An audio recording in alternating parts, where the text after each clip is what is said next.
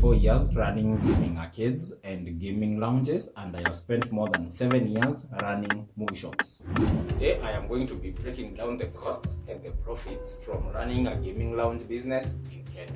This is how everything falls in place, and this is how you get to calculate the exact amount of profit that you are going to be making each and every day. In another video, I told you that you make 2,600 from a gaming lounge business in Kenya, but we are going to see how much from that is actually.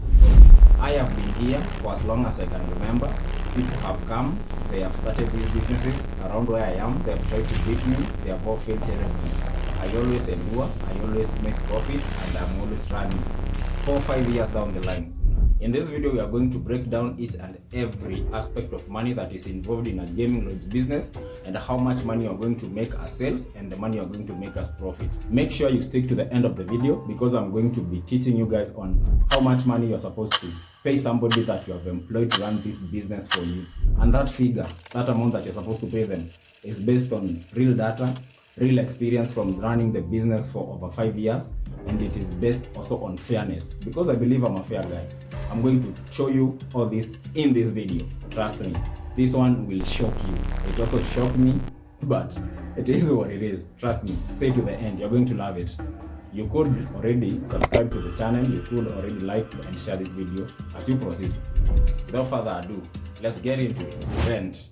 In my own case, I spend 7,000 every month on rent. My place, by all standards, for that amount of money in rent, is a very big place. But you know, Miniko Shago, a local area, so rent is supposed to be cheaper anyways.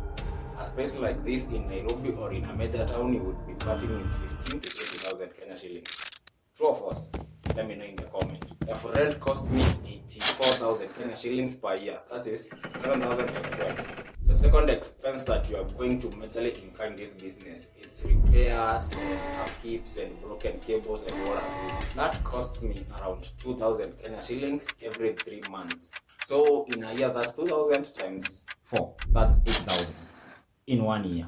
The other expense that people like to overlook is cleaning water and detergent. Maji mtungi moja ya 10 bob na kaomo kale kakinde. I spend 20 liters of water and 10 bob worth of detergent every 2 days, which means every day that's 10 shillings.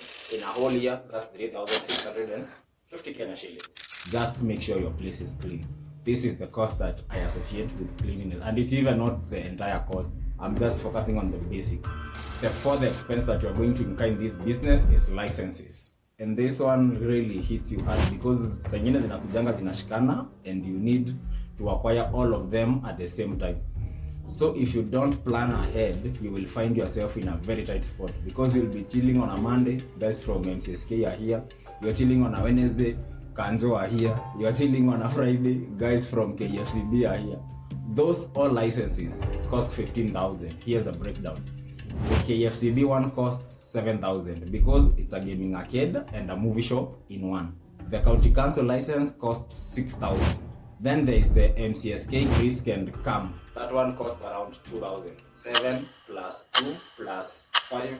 So in a year, you spend 15,000 Kenya shillings on licenses. Remember, if you want peace of mind in this business, you need to always have those licenses. Because if you don't have them, the cops will want to eat money from you, because you don't have the licenses. You're not supposed to be operating the business. Same case na venye wanaenda kwa club wakienda wakiokota 22. The sixth expense, and this one is a must, you cannot run from this, you always have to spend on this, is electricity. If you have a gaming arcade, let me know in the comment, how much money do you spend in a day on electricity? Personally, I spend 100 Kenya shillings each and every day. I have 2 gaming consoles, 2 screens, a computer, a woofer, and maybe a laptop on the side. Even if it's not like high season time, and maybe not all gaming consoles are running concurrently, when you get into the work in the morning, lazima woofer inagonga siku mzima. The moment you turn on your computer in the morning, it's on till the evening.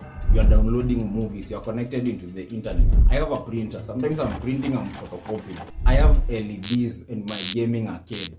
Electricity. So 100 Kenya shillings each and every day. That's 36,500 in just 1 year. Electricity alone. Whew, dude. If you're finding this video interesting already, or if you're finding any kind of value so far, kindly subscribe to the channel. Just click on that button you are seeing down there. Subscribe, let me grow. Like this video. Anyway, let's continue. The seventh thing that you will have as a liability in this gaming arcade that will totally consume your money is food.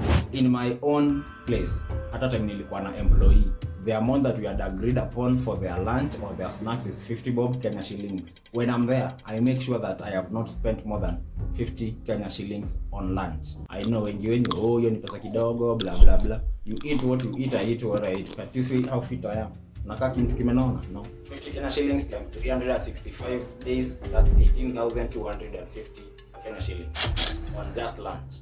Kwa sababu time umekunywa ka energy drink, ka soda, umeenda umepiga kakwero pale. No, I'm specifically focusing on lunch. On to the seventh expense or liability, that being the games themselves. If you are like me, you have not chipped your gaming consoles. You buy the actual CDs, basically FIFA CDs.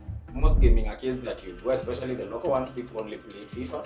If it's these other games for PS3, hizo unakuwa cheap. So be it. Wachana na hizo. Let's just focus on these two. One CD of FIFA, juu unabaingi time imetoka, that's 6,000. I have 2 gaming consoles. So that's 2 gaming CDs. That's 12,000 Kenya shillings. If you have a gaming launch, let me know down in the comments. Unataka kushika FC26 yako lini? To the last and final expense that I'm going to factor in all this thing, and that is miscellaneous. So ingine you need downy, you know, to make your place smell nice. Sometimes you might need to buy a broom, you might need to buy a mopper, ama ile ndoo ya kuosha inavunjika. Vitu kama hizo, miscellaneous stuff. Make that 500 Kenya shillings per month from what I know I spend. So in a year, that's what? 6,000 Kenya shillings. Tufanye hiyo sababu hizo vitu zote, si ndio? All that money totals up to 183,400. Almost 200 G's my G in a year. Take that 183,400, divide it by 365 days in a year. Utapata unabaki na 502 Kenya shillings, which means this business with the kind of setup that I have will be costing you, as it costs me, 502 Kenya shillings each and every day. Let's round off that figure to 500 Kenya shillings each and every day. Now tell me, if your gaming arcade is making you 1,000 Kenya shillings every day, what does that tell you? Inakubakisha 500 Kenya shillings each and every day. If your business is making 2,000 Kenya shillings each and every day, it means that you're going home with 1,500 Kenya shillings every day. Now this is the question that most people ask me. If you employ somebody, how much are you supposed to pay them? And most of the time I tell them, whenever I employ somebody, ama nikiacha mtu aniangalilie, I always pay them 20% of all their money that they have made that day. Yani 20% of the sales. Because if that day they make 1,000 Kenya shillings, so I deduct 500 in expenses, then I deduct his 200. It means I'm only left with 300 as my profit. Yani it's like this guy has taken almost half. This guy tusamebakisha mia tukoshani. Let's even make it 40%. I pay the rent, I bought the consoles, nambaia lunch, kila kitu, and at the end of the day, ile profit I'm getting, we are splitting 40-60. If you do ask me, that is quite fair. So this is the part where if you are employed in a gaming arcade, or if somebody is employed in your gaming arcade, always be open with them with these things. Na usiende kumwambia nitakuwa nakulipa punch daily, because na ile siku utakuja mdokome punch. What if on that day electricity goes out and then you don't make anything? Are you still supposed to pay them? No, that's not how I run it anyways. So I always make sure I agree with the person that I'm going to employ. 20% of all sales. If you make 2,000, you are going home with 400, and I'm going home with 1,100, because 11 plus 4, that makes it 1,500. Then kuna ile 500 ya expenses unainka hiyo siku. If you are going to start a gaming arcade, especially na setup kama yangu, that is why I insist. Usikubali wase wakuja kucheza games za bure. Usi entertain madem. These more expenses that you don't get your head around, they are the ones that cost you a lot. Imagine 500 every day in expenses ukiamka hivi. But most people don't see it that way.